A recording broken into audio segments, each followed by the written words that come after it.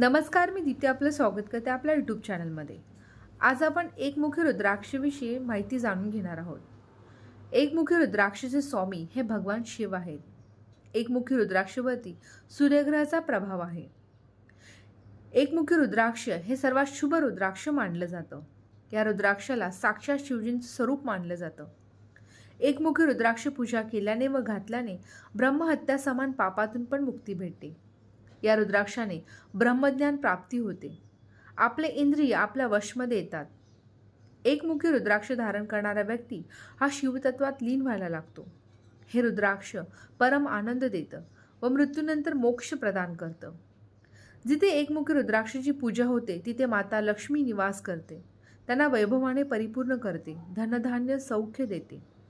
एकमुखी रुद्राक्ष धारण करणारा व्यक्ती न केवळ अध्यात्म ज्ञान व कृपा प्राप्ती भेटते, तर भौतिक जगातील सर्व आकांक्षा देखील पूर्ण होतात। एकाग्रता तसेच मनशांती विकसित होते।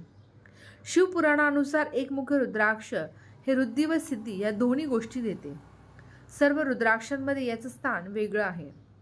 त्यामुळे नेतृत्व गुण विकसित होतो व तणावपूर्ण स्थितीपासून लढण्याची क्षमता आपल्यामध्ये येते। हे रुद्राक्ष धारण केल्याने सूर्यसंबंधित सर्व दोष समाप्त होतात। जर आपल्याला डोळ्यांचे आजार, डोकेदुखी, हृदयरोग तसेच त्वचा रोग, हाडासंबंधित समस्या असतील तर एकमुखी रुद्राक्ष धारण करावं, यामुळे या समस्या दूर होतात। तर आजचा व्हिडिओ तुम्हाला कसा वाटला कमेंट सेक्शनमध्ये नक्की कळवा। पुढच्या व्हिडिओमध्ये भेटूया एका नवीन विषयावरती। तोपर्यंत धन्यवाद।